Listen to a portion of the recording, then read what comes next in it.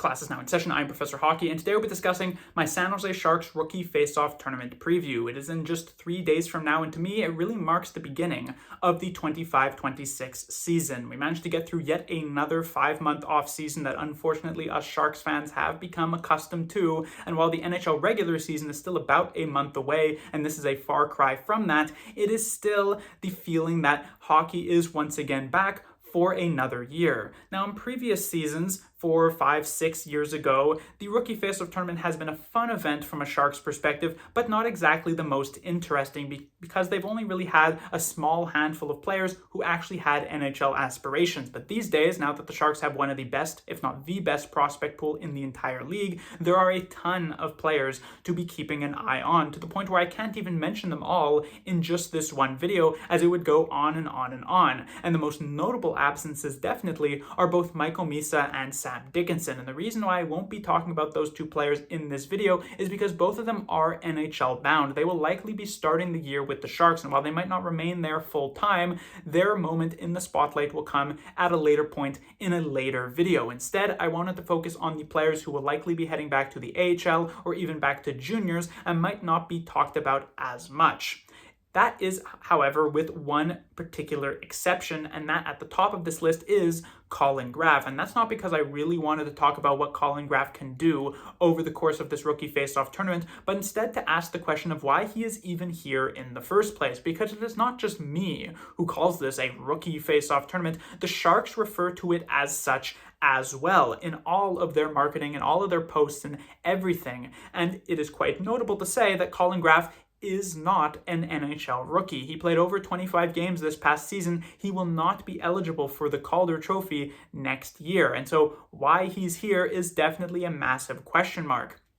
Some have said, well, maybe it's to get used to playing with some future teammates or to take on more of a leadership role. But then I ask, well, why isn't Shakir Mukhamadullin here? Yes, he's also not a rookie, but he's played less NHL games than Colin Graf. Or what about a guy like Yaroslav Askarov, who actually is a rookie heading into this next season? In fact, both of those players who I just mentioned weren't even at last year's Rookie Face-Off tournament due to injury, while Colin Graf was. And so you would think that a guy like Mukhamadullin, it might be better for him to be here instead of Graf. And so the way I see this instead is more so from a negative perspective. Askarov is locked into being a part of the Sharks goaltending tandem next year with Nedeljkovic, and Shakir Mukhamadullin is expected to be a top 6, if not even top 4 defenseman for the team. But Colin Graf's position in the top 9 or even top 12 forwards for the Sharks is still somewhat up in the air because of the very important detail that Colin Graf is waiver exempt.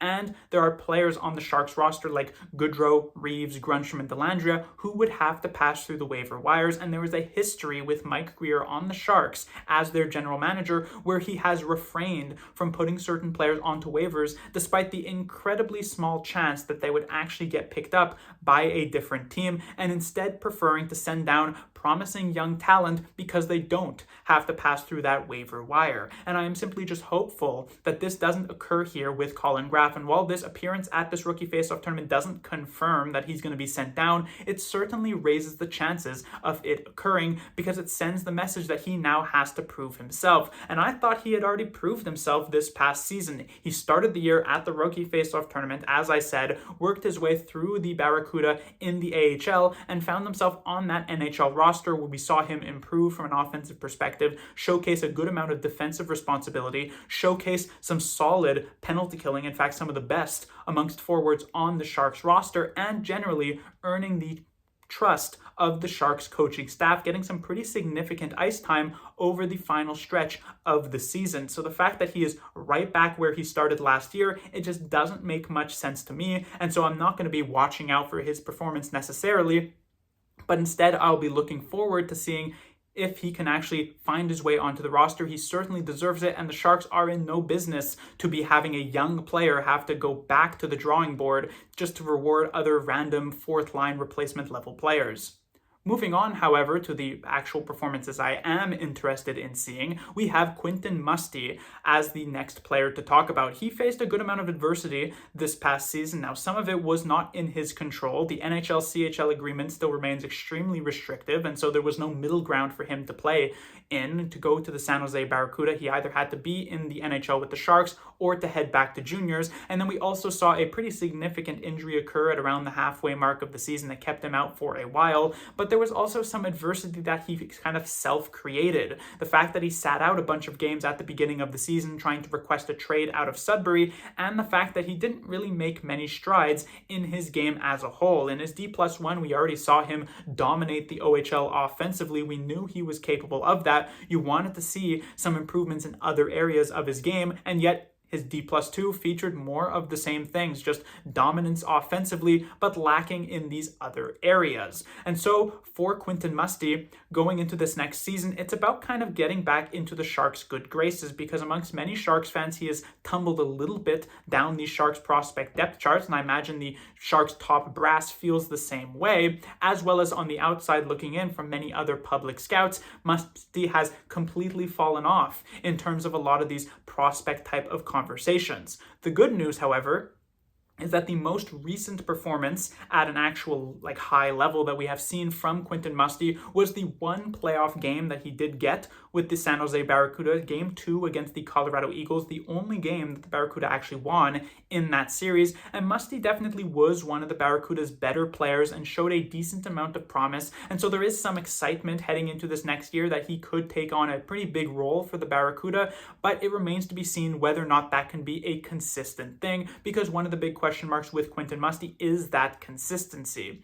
And as I have talked about, the Sharks have one of the best prospect pools, if not the best in the entire league. But at the very least, if you are a defenseman, you still have some very real room to get into the NHL. But as a forward, there is some very, very tough competition, especially for a guy like Musty, who's kind of in a top 6 or bust type of situation, at least currently. And the Sharks have a lot of guys in their top 6. Celebrini, Smith, Misa, and Eklund have pretty much already locked down long-term positions there. And even a guy like Chernyshov, I have more faith in him to be able to be that top 6 guy. And so now suddenly there's just one singular spot available for the Sharks prospects, and as well as potential future Sharks trades or free agent signings to fight for. Musty will be one of those players, and this season is going to be vitally important for him to still keep himself as a real running candidate for that position in the future.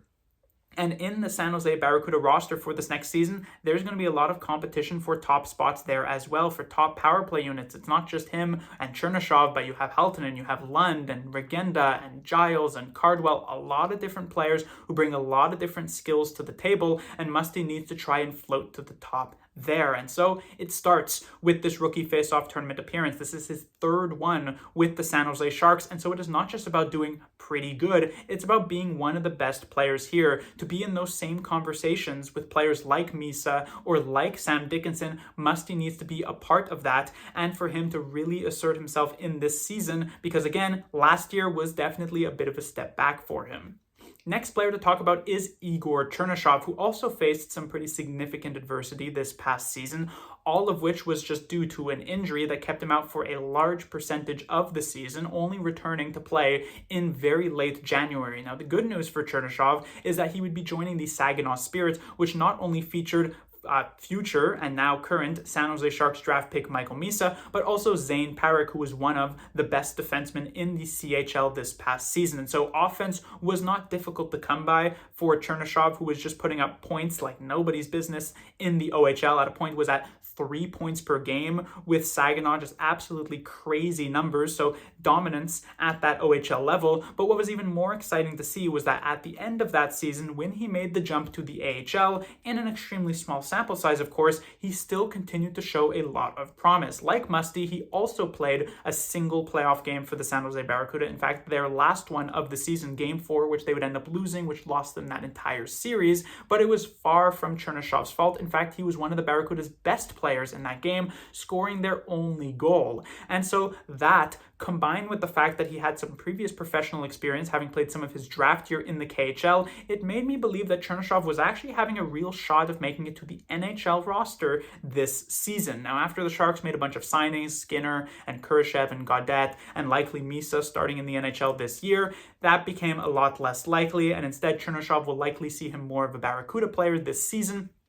He is definitely someone who is on that borderline, and so you do have some pretty significant expectations for this particular player. As I said with Quinton Musty at this rookie face-off tournament, it's not just about being one of the better players, but one of the best players there. And Chernyshov is also in that conversation to showcase his ability, his two-way play, his chemistry with a guy like Michael Misa, a former teammate of his in the OHL and will future teammate as well here in the NHL, hopefully within the next year or two. Hopefully Chernyshov can live up to those big expectations for him, because in the 26-27 season, for instance, he could have a very real shot of being an NHL player.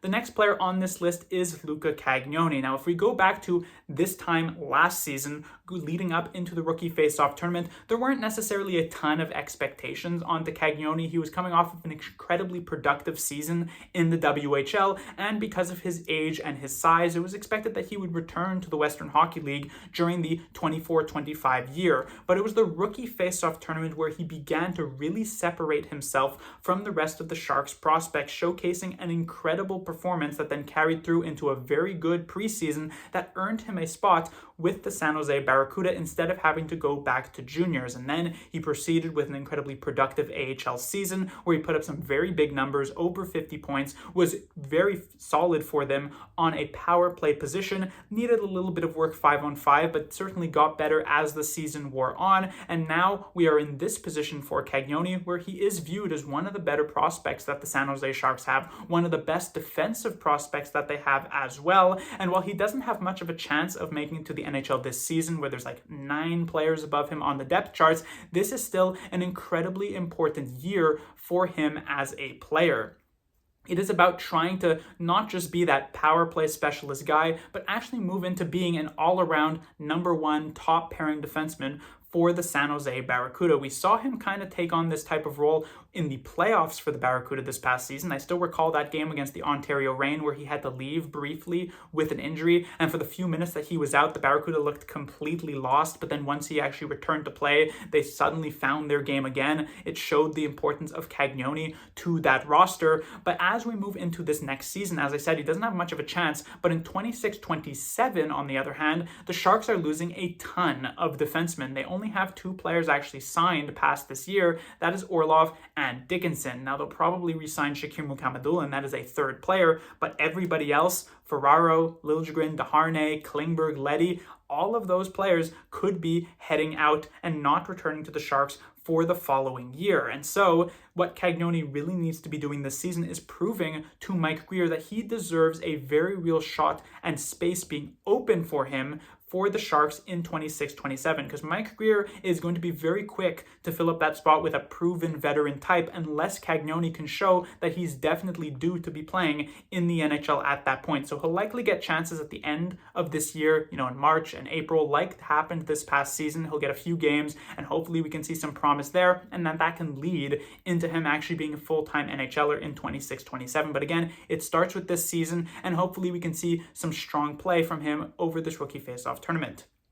The next player to talk about is Hao-Shi Wong. Now, unlike the previous players on this list who are all either, should be NHLers like Colin, Graf, or are very close to being like Chernyshov and Cagnoni, Wong is definitely a ways away. He was one of the more controversial draft picks by Mike Grier since he has taken over as general manager of the San Jose Sharks, while the Sharks believed him to be an early second-worthy selection, as well as other NHL teams agreeing the same thing. As I always go back to the Bob McKenzie mock draft prior to the 2025 draft, where he consults multiple amateur scouts from around the NHL, and they settled on Wong being a 42nd overall draft pick, which is quite high. There were definitely other public scouts and other people who look at his body of work and his production and felt as though he shouldn't have been much more than like a 6th or 7th round pick. And so there is a lot of risk involved with this selection, and it is one that does need time to pay off. This is in stark contrast to the Sharks' last 33rd overall pick, which was Igor Chernyshov, who I just finished talking about how he is pretty close to being an NHLer. For Wong, you're definitely wanting to give it more time. I mentioned in the past how Shakir Mukhamadullin only made his NHL debut in his D+4 season. If the same situation were to occur for Wong, he would be making his NHL debut in the 28-29 season, which is a ways away. So patience is going to be key here, as well as unlike with these other players who you are not just looking to be good, but great at this tournament. For Wong, it's just about kind of moving his game in the right direction. You don't need him to dominate. You don't need him to steal the show. You want him to just sort of get used to this Sharks environment, work with the coaching staff and the training staff to improve in certain areas, to try and iron out some bad habits so that they can send him back maybe after a preseason game or two to the OHL so that he can do what he has set out to do this season, which is dominate that league. He was actually expected to go to the NCAA this season, but he, by his own words, wanted to remain in juniors for one more year so that he could really show what he is capable of and really get him started on that upward trajectory. But as I've said multiple times now, this is a player who we're not going to be looking at this season or next season to be a true competitor for a Sharks roster spot, but instead in a few years from now, and hopefully it does manage to all come together. And so I'll definitely be keeping an eye on him to see what we're kind of seeing from him at this rookie faceoff tournament.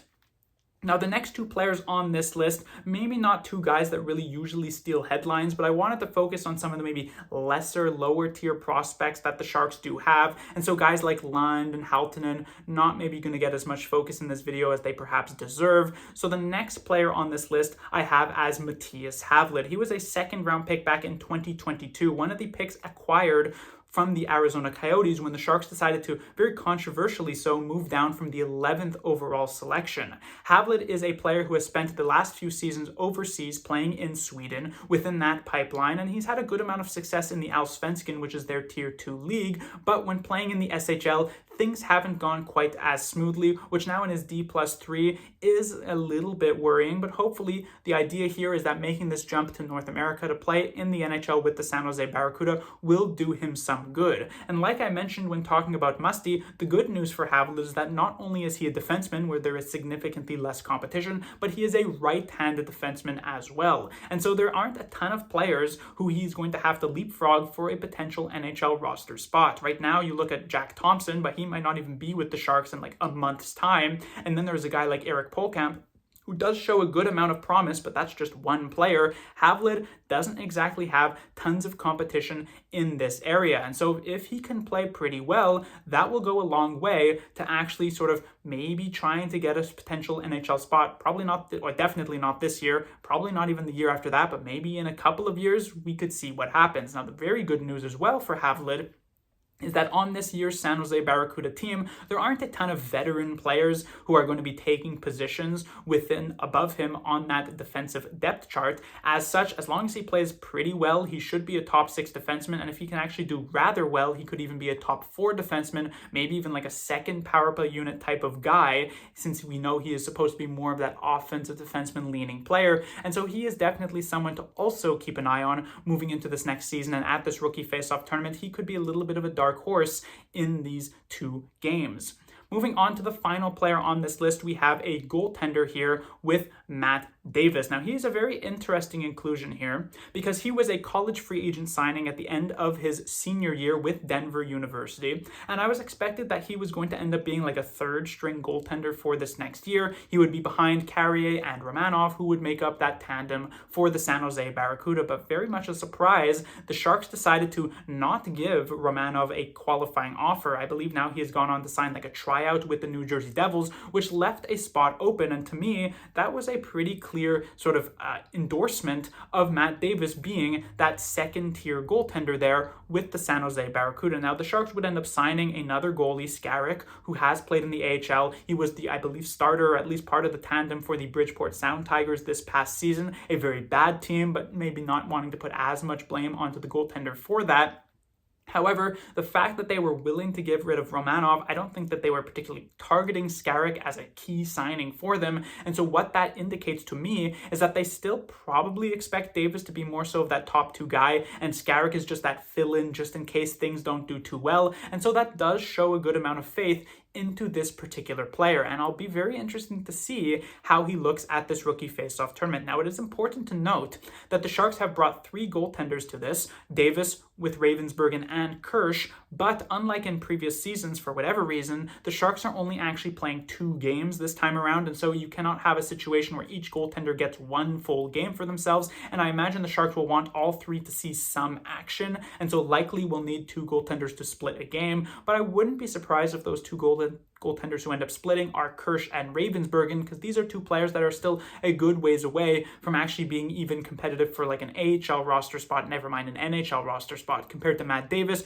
who will be playing some key minutes for the Barracuda in this next season. So I would think he probably gets 1 full game, and I'll be interested to see how he manages to do. But that will do it for this rookie faceoff tournament preview. As I said, the excitement is definitely building, as this to me really marks the beginning of the year. The Sharks have a lot of very fun and intriguing prospects to keep an eye on at this tournament and heading into the preseason. So this is always a really exciting part of the year, before it all goes sideways in the actual regular season and the Sharks start losing a bunch of games, but that's not important. Right now, we're all bright-eyed and bushy-tailed as we head into another NHL year. Class dismissed.